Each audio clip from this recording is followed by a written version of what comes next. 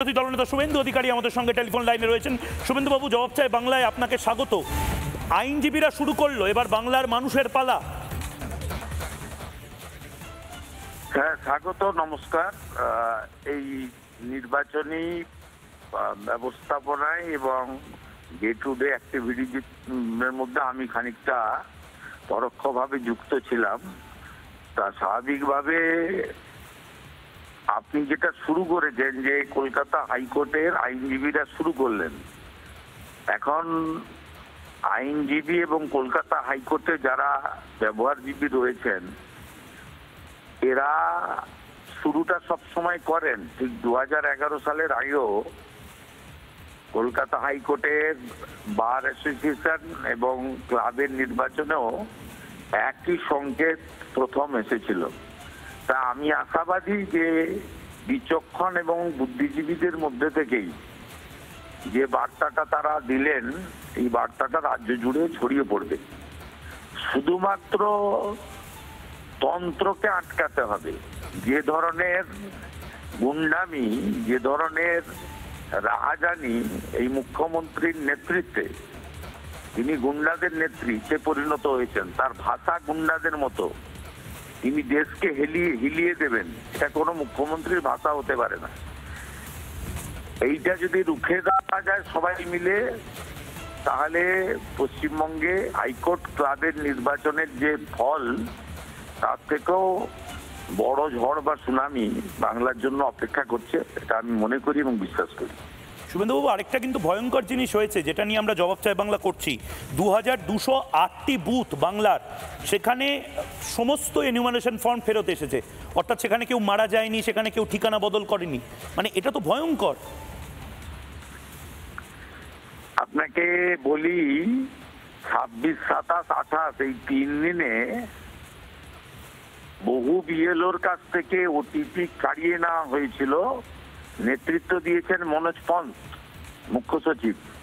তিনি জেলা শাসক এবং ডিও দের মাধ্যমে বিডিওরা, এতে সানু বক্সির মতো বিডিও, এরকম অসংখ্য আছে, সবাই নয় কিন্তু অনেকেই আছেন। তারা বিএলওদের কাছ থেকে ওটিপি নিয়েছিল, নিয়ে এই এন্ট্রিটা করেছে।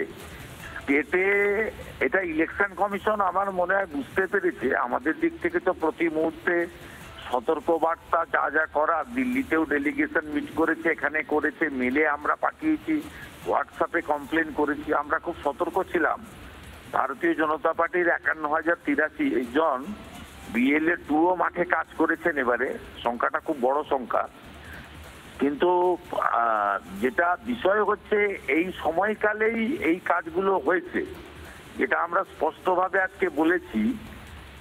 এবং এই কারণেই ইলেকশন কমিশন স্টেটে স্পেশাল অবজারভার মাননীয় সুব্রত গুপ্ত এবং জোন অবজারভার অনেক সিনিয়র আইএস অফিসারদেরকে ডেপুট করেছেন যাতে এটা বন্ধ হয়। কিন্তু এক্ষুনি হতাশ হওয়ার কিছু কারণ নেই, কারণ সময় আছে।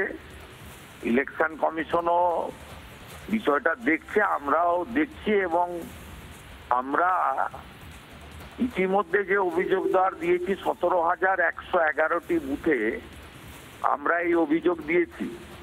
সাথে সাথে বিশেষ করে মুসলিম অধ্যুষিত বিধানসভাগুলিতে বাবা মায়ের নামকে যেভাবে ম্যাচিং করা হয়েছে, আপনি যদি দেখেন এটা ভয়ঙ্কর ট্রেন্ড। আমার কাছে 294টারই আছে, তাতে আপনি দেখবেন এটা ভয়ঙ্কর ট্রেন্ড আছে এবং ঘটিয়েছে। আমরা ইলেকশন কমিশনকে পরিষ্কার বলেছি যে আপনাদের আর্টিকেল 3 to 4 পরিষ্কার পাওয়ার দেওয়া আছে, আপনারা ভুল হয়ে গেছে ইত্যাদি বলে কেন ছেড়ে দিচ্ছেন? আপনাদের ব্যবস্থা নিতে হবে, সাসপেন্ড করতে হবে, গ্রেপ্তার করতে হবে, যারাই যুক্ত থাকুক তাদেরকে, এটা আমরা বলেছি। নানা ধরনের কন্টেন্ট দেখার জন্য লাইক করুন, শেয়ার করুন আমাদের ফেসবুক পেজ, সাবস্ক্রাইব করুন আমাদের ইউটিউব চ্যানেল। পাশাপাশি অন্যান্য ব্রেকিং নিউজের জন্য অবশ্যই চোখ রাখুন রিপাবলিক বাংলায়।